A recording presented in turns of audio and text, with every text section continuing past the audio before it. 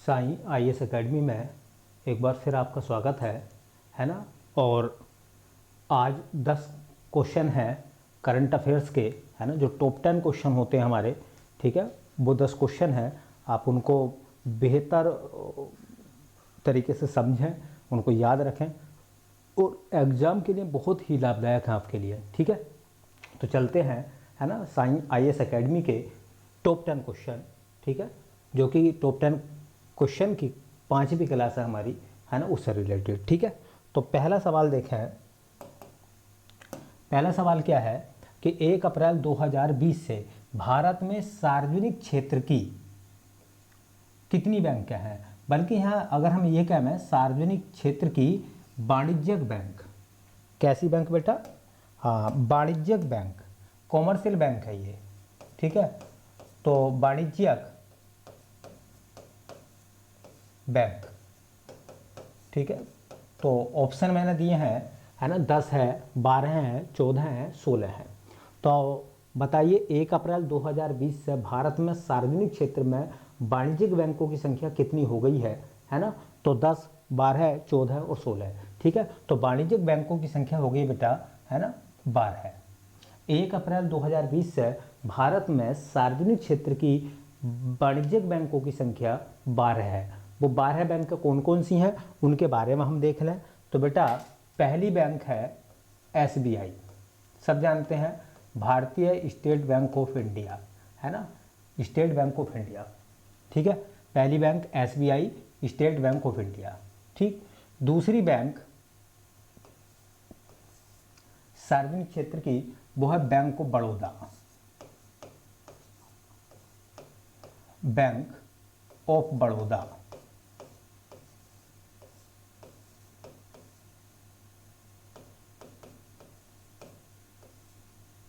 दो हो गई, है ना। तीसरी बैंक सार्वजनिक क्षेत्र की बैंक ऑफ इंडिया,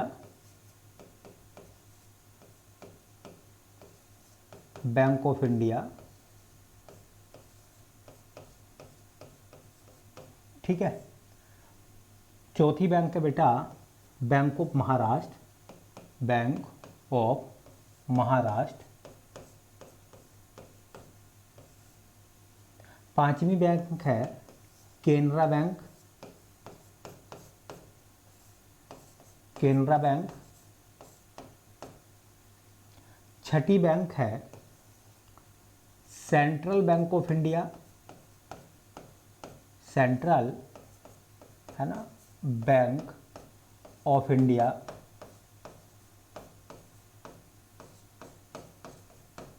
सातवीं बैंक है Indian bank.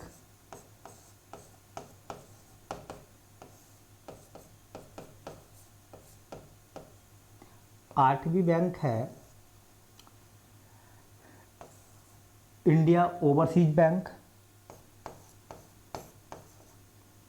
Indian overseas bank.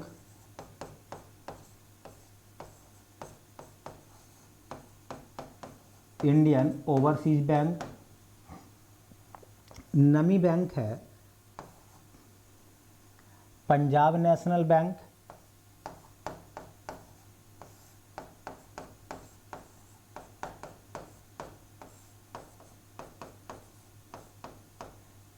दसवीं बैंक है पंजाब एंड सिंध बैंक,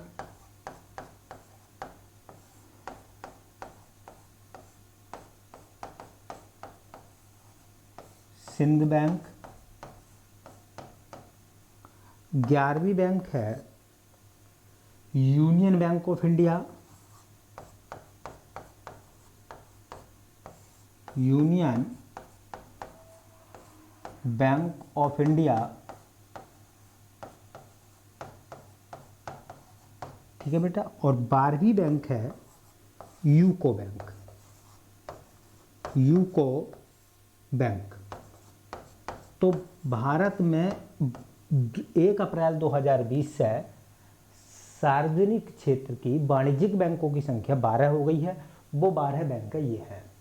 ठीक, अब सवाल ये अलग तरीके से पूछेगा। एक नॉर्मल सवाल तो ये आपसे पूछेगा कि भारत में सार्वजनिक क्षेत्र की वाणिज्यिक बैंकों की संख्या कितनी है, तो बेटा वो 12 हो गई है। दूसरा सवाल आपसे पूछेगा निम्नलिखित में से कौन सी बैंक सार्वजनिक क्षेत्र की वाणिज्य बैंक नहीं है। 4 ऑप्शन देगा, union bank of India, central bank of India, है ना, bank of Baroda, United bank of India. तो आपको ये बताना है कि कौन सी बैंक जो है वो सार्वजनिक क्षेत्र की वाणिज्य बैंक नहीं है। एक सवाल ऐसे भी दे सकता है वो कि निम्नलिखित में से कौन सी सार्वजनिक क्षेत्र की बैंक है। पहला option United bank of India, दूसरा आंध्रा बैंक, तीसरा इलाहाबाद बैंक और चौथा ऑप्शन देगा वो कैनरा बैंक। ठीक है, तो कैनरा बैंक सार्वजनिक क्षेत्र की वाणिज्यिक बैंक है ना। अब सवाल ये आता है कि किन बैंकों का एकीकरण हो चुका है ना, किन को है ना अन्य बैंकों में मिला दिया गया है। ठीक, तो अब तक जो घटनाक्रम है मैं उसके बारे में आपको बता दूं। देखिए 1 अप्रैल 2017 को जो एसबीआई है, स्टेट बैंक ऑफ इंडिया, है ना, उसमें क्या हुआ है, उसमें भारतीय महिला बैंक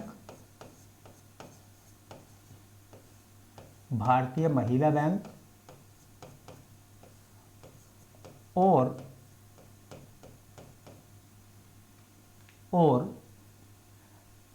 एसबीआई की 5 अनुषंगी बैंकों का विलय हुआ। बैंकों का विलय,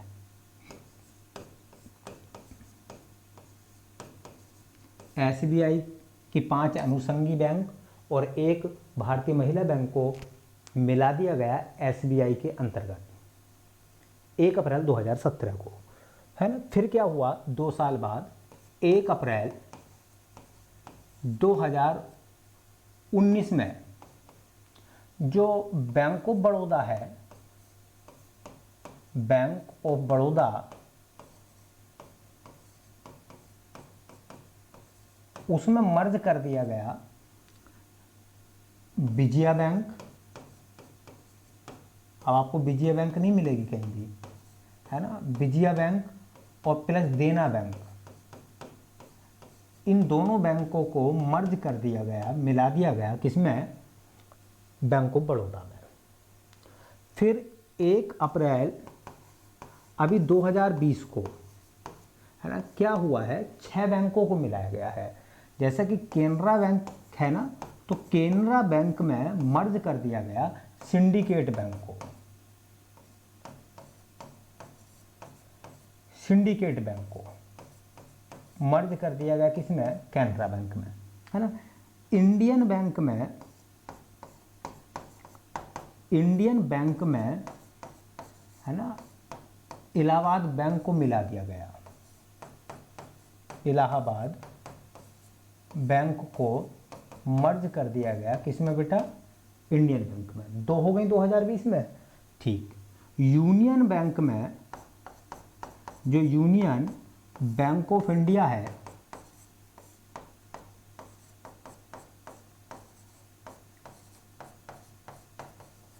उसमें Andhra bank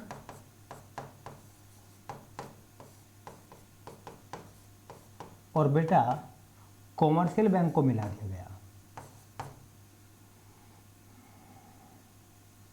commercial bank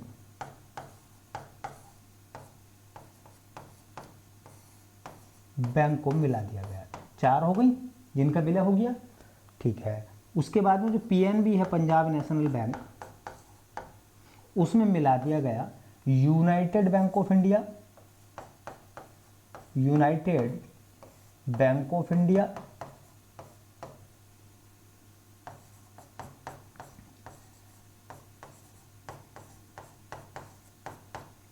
plus oriental bank of commerce, oriental bank of commerce.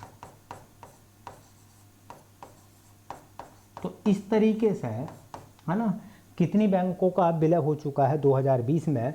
तो 2020 में ये 6 बैंक जो हैं मिल चुकी हैं और वो 4 बैंकों में समाहित हो गई हैं, है ना। तो इस तरीके से 2017 से लेकर अब तक, 2017 से लेकर अब तक, ठीक है, 6 बैंक है ये, 2 बैंक है ये, 8 और 2 ये, 10 बैंकों का विलय हो चुका है अगर इस तरीके से देखा जाए तो। ठीक है, ठीक। तो क्वेश्चन बनेगा कि भैया 1 अप्रैल 2020 से भारत में सार्वजनिक क्षेत्र की बैंकों की संख्या कितनी हो गई है? तो 12 हो गई है। ठीक है, चलिए नेक्स्ट क्वेश्चन की तरफ चलते हैं। तो अगला सवाल है, पाकिस्तान एयरफोर्स में नियुक्त होने वाले प्रथम हिंदू पायलट कौन है? ऑप्शन है दानिश कनेरिया, राहुल देव, सुमन कुमारी और राणा भगवान दास, है ना। तो अभी हाल फिलहाल में पाकिस्तान की एयरफोर्स में एक हिंदू को पायलट बनाया गया जिनका नाम है राहुल देव। ठीक है, आप सब जानते हैं कि जो पाकिस्तान है ना, वो एक इस्लामिक राज्य है ना, इस्लामिक देश है। ठीक, तो कुछ बातें बताते हैं पाकिस्तान के बारे में। देखिए, हम बात कर रहे हैं पाकिस्तान की, तो पाकिस्तान की जो कैपिटल है वह है इस्लामाबाद, है ना। इससे पहले पाकिस्तान की राजधानी कराची हुआ करती थी। ठीक, दूसरी बात, जो पाकिस्तान है वहाँ के जो पीएम है, प्राइम मिनिस्टर, ठीक, प्राइम मिनिस्टर मतलब प्रधानमंत्री इमरान खान, है ना, जो कि पहला क्रिकेटर थे।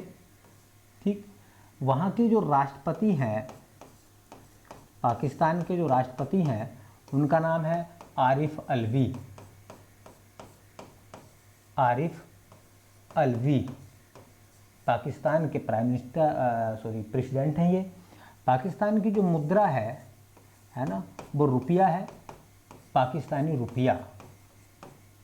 ठीक, तो जो मैंने नाम बताया ना, राहुल देव, राहुल देव, ये राहुल देव पाकिस्तान के हैं, है ना, और पाकिस्तान एयरफोर्स के प्रथम हिंदू पायलट हैं, है ना। पाकिस्तान एयरफोर्स के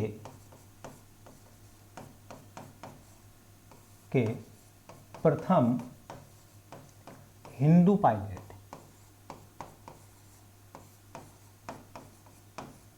पाकिस्तान एयरफोर्स में पहला हिंदू पायलट जो बना है उसका नाम है राहुल देव। ठीक, दानिश कनेरिया को जो मैंने ऑप्शन दिया है वो सब जानते हैं, ये क्रिकेटर रह चुके हैं, पाकिस्तान की टीम की तरफ से खेल भी चुके हैं, है ना। ये जो मैंने तीसरा ऑप्शन दिया ना, सुमन कुमारी, ठीक है, तो ये सुमन कुमारी जो हैं, ये जो सुमन कुमारी है ना, पाकिस्तान के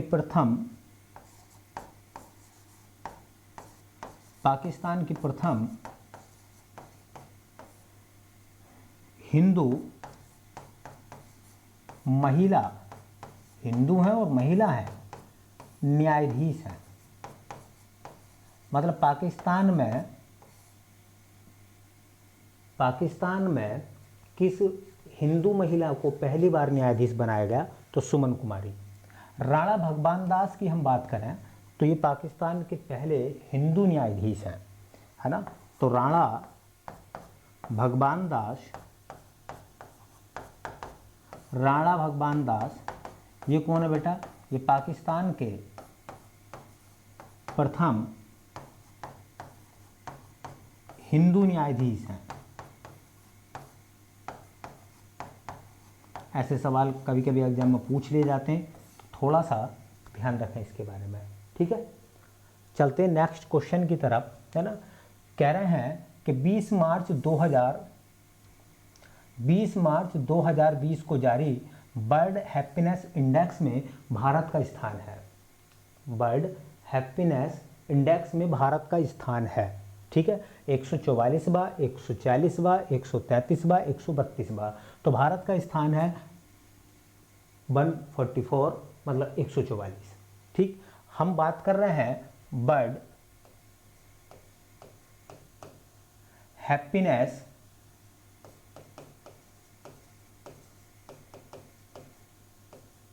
इंडेक्स की 2020, है ना। 2020 में वर्ल्ड हैप्पीनेस इंडेक्स जारी हुआ है, और ये इंडेक्स जो जारी करा है ना, इस इंडेक्स को जो जारी करता है बेटा, वो करता है UNSDHN।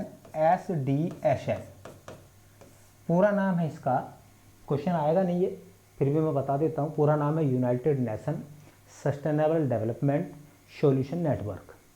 दोबारा नाम सुन लो, यू से बनेगा यूनाइटेड, एन से बनेगा नेशंस, एस से बनेगा सस्टेनेबल, डी से बनेगा डेवलपमेंट, एस से बनेगा सॉल्यूशंस, नेट, एन से बनेगा नेटवर्क। ठीक, ये जो लिस्ट जारी हुई है, इस लिस्ट में पहला नंबर जो आया है वो आया बेटा फिनलैंड का। फिनलैंड पहले नंबर पर है। अगर हम देखें आगे चलते रहें तो 144वें नंबर पर है हमारा देश भारत, है ना, जो कि 2019 में 140वें नंबर पर था। ठीक है, अगर हम बात करें आखिरी मुल्क की तो 153 देशों का जो अवलोकन आया है ना, उस 153 देशों में अफगानिस्तान सबसे लास्ट में है। अफगानिस्तान सबसे आखिर में है। तो ना तो वो क्वेश्चन पूछेगा अफगानिस्तान के बारे में, ना वो क्वेश्चन पूछेगा फिनलैंड के बारे में, बल्कि वो तो सिर्फ इतना पूछेगा कि विश्व खुशहाली सूचकांक है, वर्ल्ड हैप्पीनेस इंडेक्स है, उसमें भारत का नंबर कौन सा है। तो आपको तो बस केवल ये लाइन याद करनी है एग्जाम में, ये क्वेश्चन एग्जाम में कहीं ना कहीं पूछा जाएगा। ठीक, अब ये जो संस्था है जिसका नाम है UNHBSL, ये क्या करती है, इस सूचकांक को जब जारी करती है तो कुछ मानक है इसके, है ना। देखिए बात है खुशहाली की, है ना, तो खुशहाली को मापा गया है, उसके 6 मानक रखे गए हैं। जैसे प्रति व्यक्ति GDP, है ना, प्रति व्यक्ति GDP, है ना, एक आदमी का सकल घरेलू उत्पाद क्या है। अब देखो सीधी सी बात है, अगर किसी व्यक्ति का सकल घरेलू उत्पाद अच्छा होगा तो उसकी आय ज़्यादा होगी, और आय ज़्यादा होगी, आय ठीक ठाक होगी, तो जाहिर सी बात है उसके जीवन में खुशहाली आएगी, है ना, है ना। देखिए आपने वो नाम सुना होगा ना, एक मुहावरा आता है, सॉरी एक पंक्ति है ना, कि पुत्र बिना सूना सदन, गत गुण सूनी दे, वित्त बिना सब शून्य, है ना। तो प्रियतम बिना इसने, है ना, पुत्र बिना सूना सदन, गत गुण सूनी दे, वित्त बिना सब शून्य, पैसे के बिना तो सब कुछ शून्य है ना, प्रियतम बिना इसने। ठीक है, तो मतलब क्या है कि जब GDP ज़्यादा होगी, आय अच्छी होगी, तो जाहिर सी बात है अगर आय ज़्यादा होती है ना, और GDP ज़्यादा होगी तो आय ज़्यादा होगी, आय ज़्यादा होगी तो खुशहाली होगी, है ना। दूसरे नंबर की बात है स्वास्थ्य, वहाँ के लोगों का स्वास्थ्य कैसा है। तीसरा नंबर करप्शन, भ्रष्टाचार की स्थिति क्या है ना, करप्शन की स्थिति क्या है ना। चौथा नंबर उदारीकरण या उदारता। पांचवा नंबर स्वतंत्रता, वहाँ फ्रीडम कितनी है। और छठा नंबर, छठा मानक जो है वो सामाजिक समर्थन, सामाजिक समर्थन, है ना। तो अगर हम देखें भारत को देखें तो प्रति व्यक्ति आय हमारे यहाँ कोई ज़्यादा नहीं है लोगों की। ठीक, स्वास्थ्य के मामले में तो आप सब जानते हैं, है ना, ये कोरोना में आपको पता चल गया होगा कि भारत जो है स्वास्थ्य की दृष्टि से वर्ल्ड में कौन से नंबर पर है ना। भ्रष्टाचार तो हमारे यहाँ कैसा है सब जानते ही हैं। ठीक, उदारता, सरकार की जो एक रियायतें होती हैं वो किस प्रकार की है ना। फ्रीडम खूब है भारत में फ्रीडम ही है ना। उसके बाद में सामाजिक समर्थन। तो अगर इन सब हालातों को देखें तो भैया 153वें स्थान, 153 देशों में हम 144वें स्थान पर हैं, है ना। इसका मतलब ठीक ठाक की स्थिति है फिर।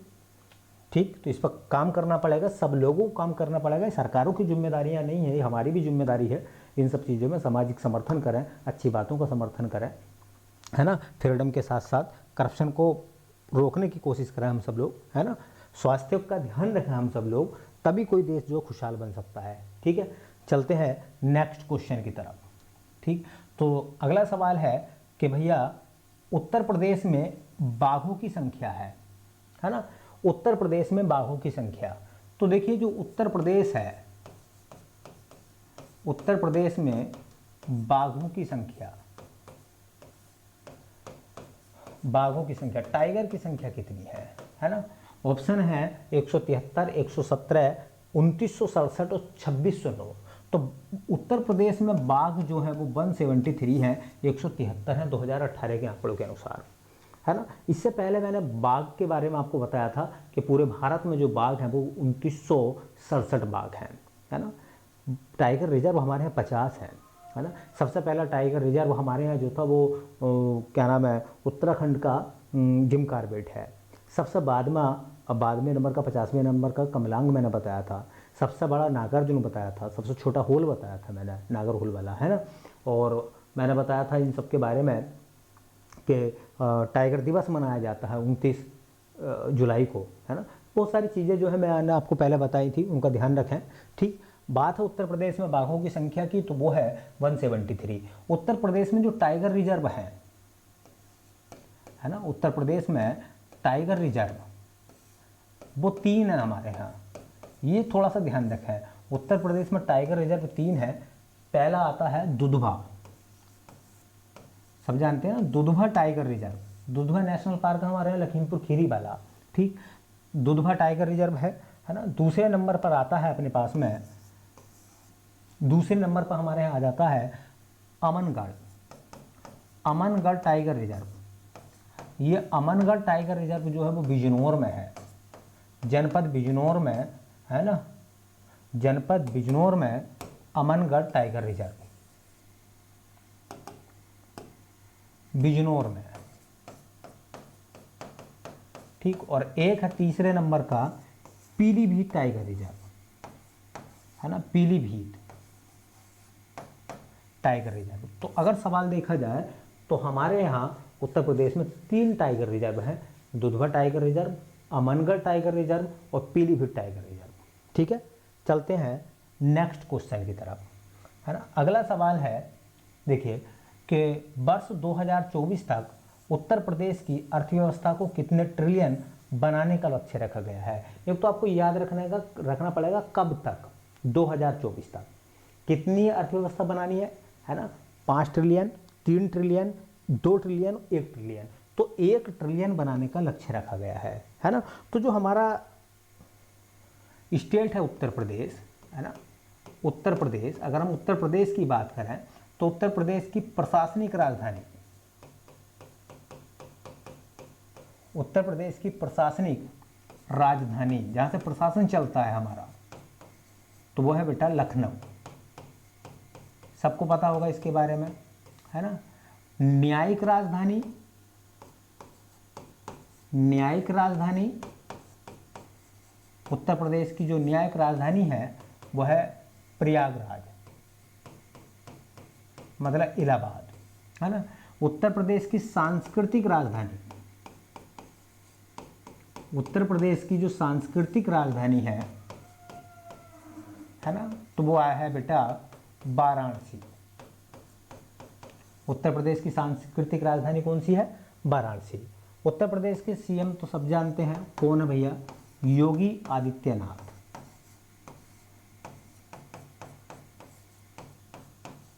योगी आदित्यनाथ उत्तर प्रदेश के सीएम हैं। और हमारी जो गवर्नर हैं, है ना, जो इस समय राज्यपाल हैं, उनका नाम है आनंदीबेन पटेल,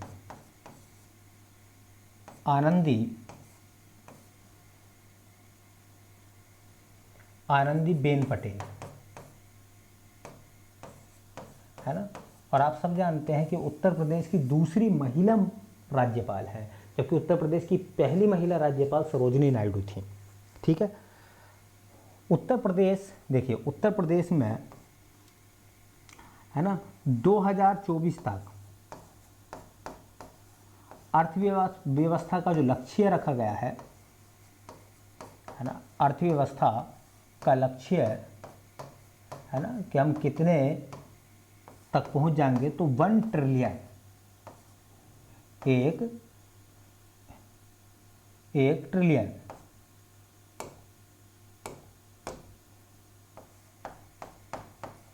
एक ट्रिलियन, है ना। उत्तर प्रदेश की सरकार ने ये कहा है कि वो 2024 तक उत्तर प्रदेश की जो अर्थव्यवस्था उसे 1 ट्रिलियन तक पहुंचा देंगे, उसका लक्ष्य रखा है उन्होंने। भारत सरकार कह रही है कि हम जो है भारत की जो अर्थव्यवस्था उसे 5 ट्रिलियन पहुंचा देंगे। उस 5 ट्रिलियन में से 1 ट्रिलियन उत्तर प्रदेश ने कहा है कि हम 1 ट्रिलियन अर्थव्यवस्था को पहुंचा देंगे, ठीक है। और आप सब जानते हैं कि कोरोना महामारी ने, कोविड-19 ने सब कुछ तहस नहस कर रखा है ना। चलिए अगला सवाल, नेक्स्ट क्वेश्चन की तरफ चलते हैं। छठा सवाल है ना, देश का ऐसा पहला राज्य है ना जहां महिलाओं के लिए पंचायतों व नगर निकायों के सभी स्तरों पर 50% आरक्षण के पश्चात सरकारी नौकरी में भी महिलाओं के लिए 35% आरक्षण 15 फरवरी 2016 से लागू किया गया है। भारत का पहला राज्य है ऐसा। ऑप्शन है उत्तर प्रदेश, मध्य प्रदेश, बिहार, राजस्थान। तो ये करने वाला है बेटा बिहार, है ना। देखिए ये सब काम करा बिहार ने, तो हम बात कर रहे हैं बिहार की, ठीक। बिहार की जो कैपिटल है ना, वो सब जानते हैं पटना, गंगा नदी के किनारे पर है। बिहार के जो सीएम हैं उनका नाम है नीतीश कुमार, नीतीश कुमार, है ना। बिहार के जो राज्यपाल हैं उनका नाम भी आपको पता होगा, फागू चौहान। कौन है बेटा? फागू चौहान, है ना। बिहार ने क्या करा, देखिए बिहार में जो महिलाएं हैं, बिहार में जो महिलाएं हैं, तो बिहार गवर्नमेंट ने क्या करा, देखिए इन महिलाओं को पंचायत व नगर निकाय, चाहे वो नगर पालिका हो, है ना, नगर निगम हो, नगर निकाय में 50% का आरक्षण दिया है, 50% का रिजर्वेशन कर दिया इनका, है ना। और देखिए दूसरी बात, सरकारी नौकरी में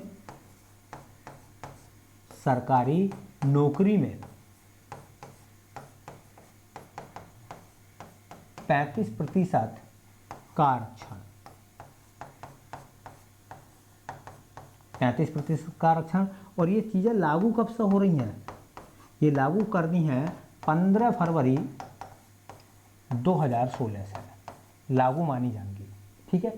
15 फरवरी 2016 से इनको जो है लागू माना जाएगा बेटा। ऐसा करने वाला बिहार भारत का पहला राज्य बना है, फर्स्ट स्टेट है ना, पूरे भारत में जिनने महिलाओं को पंचायतों में और नगर निकायों में 50% का आरक्षण दिया है और सरकारी नौकरी में 35% का आरक्षण दिया है। चलिए चलते हैं नेक्स्ट सवाल की तरफ, है ना। किस राज्य का बजट वहाँ के मुख्यमंत्री ने पेश किया है? देखिए सामान्यतः बात है कि बजट जो है वो वित्त मंत्री पेश करते हैं विधानसभा में, लेकिन एक राज्य ऐसा है जहाँ का बजट जो है 2020 और 21 का वहाँ के मुख्यमंत्री ने पेश करा है। ऑप्शन आपके सामने उत्तर प्रदेश, बिहार, राजस्थान, हरियाणा। तो ये काम करा किसने? हरियाणा ने, ठीक है। ये काम किसने करा बेटा? हरियाणा ने। तो हम बात कर रहे हैं थोड़ी सी हरियाणा के बारे में। हरियाणा, है ना। हरियाणा की जो कैपिटल है उसका नाम है बेटा, हरियाणा की राजधानी है चंडीगढ़। पंजाब की भी चंडीगढ़ है। हरियाणा के जो सीएम हैं उनका नाम आपने सुना होगा, मनोहर लाल खट्टर, मनोहर, है ना, लाल खट्टर, ठीक। हरियाणा के जो गवर्नर हैं, ठीक है, उनका नाम सत्यनारायण आर्य, सत्यनारायण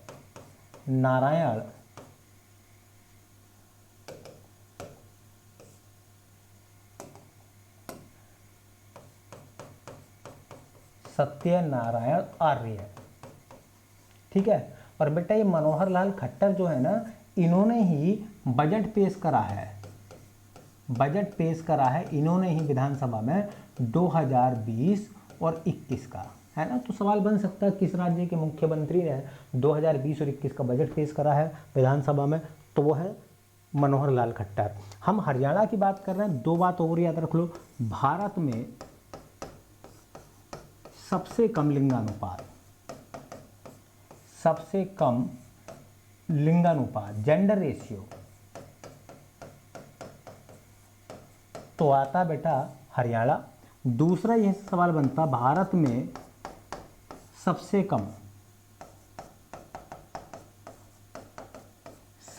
कम वन प्रतिशत या क्षेत्र की बात करें तो वह हरियाणा है। ठीक है, चलते हैं नेक्स्ट क्वेश्चन की तरफ।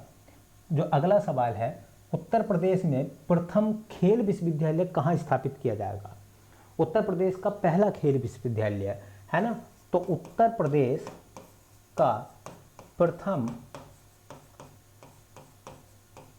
खेल विश्वविद्यालय जो बनेगा है ना, वो बनेगा बेटा मेरठ में। पहले इसकी बात चल रही थी कि ये बनेगा लखनऊ में, लेकिन अब लखनऊ में नहीं बनेगा बल्कि इसको मेरठ में बनाया जाएगा, है ना। क्रांति का नगर मेरठ, आप सब जानते हैं। मेरठ में उत्तर प्रदेश का पहला खेल विश्वविद्यालय बनाया जाएगा, है ना। तो कहाँ बनाया जाएगा? मेरठ में, याद रख लें मेरठ। नेक्स्ट क्वेश्चन है, उत्तराखंड की ग्रीष्मकालीन राजधानी होगी देहरादून, नैनीताल, गैरसैंण, बागेश्वर। तो गैरसैंण जो है उत्तराखंड की ग्रीष्मकालीन राजधानी होगी। हम बात कर रहे हैं उत्तराखंड की, हम बात कर रहे हैं उत्तराखंड की। तो आप सब जानते हैं उत्तराखंड की जो देखिए जो शीतकालीन राजधानी है, शीतकालीन कैपिटल अब बात कर रहे हैं हम, तो वो है देहरादून। देहरादून से बड़े शानदार सवाल निकल कर आते हैं, है ना। देखिए देहरादून में आईएमए है, आईएमए सब जानते हैं, Indian military academy, Indian military academy, भारतीय सैन्य अकेडमी। वहाँ पर सेना के अधिकारियों को ट्रेनिंग दी जाती है ना। लक्ष्य पिक्चर में आपने देखा होगा ऋतिक रोशन वाली, है ना, बिल्कुल सब सीन वहीं के हैं एक तरह से देखा जाए तो, है ना। तो आईएमए है ना देहरादून में। देहरादून में वन अनुसंधान संस्थान है, वन अनुसंधान संस्थान कहाँ है बेटा? तो वो देहरादून में है ना। पेट्रोलियम संस्थान कहाँ है? पेट्रोलियम संस्थान कहाँ है? तो वो भी बेटा भारतीय पेट्रोलियम संस्थान जो है ना, वो भी कहाँ है? देहरादून में है। देहरादून में सर्वेक्षण विभाग का मुख्यालय, सर्वे चौक के नाम से आपको पता होगा, है ना। सर्वेक्षण विभाग का मुख्यालय, सर्वेक्षण विभाग का मुख्यालय कहाँ है बेटा? देहरादून में। तो देहरादून के साथ साथ ये चार बातें और याद रखो, एग्जाम में खूब पूछी जाती हैं, है ना। जो देहरादून है उसकी शीतकालीन राजधानी बनेगी, ग्रीष्मकालीन राजधानी बनेगी, है ना। तो ग्रीष्मकालीन मतलब गर्मियों की राजधानी बनेगी, ग्रीष्मकालीन कैपिटल, तो वो बनाई जाएगी गैरसैंण, है ना। गैरसैंण को जो है ना ग्रीष्मकालीन राजधानी बनाया जाएगा, जो कि चमोली में है। और आप सब जानते हैं बेटा चमोली में ही है फूलों की घाटी, है ना। फ्लावर्स ऑफ वैली, फूलों की घाटी कहाँ है? फूलों की घाटी चमोली में है। ठीक है, ये आपको याद रखना पड़ेगा।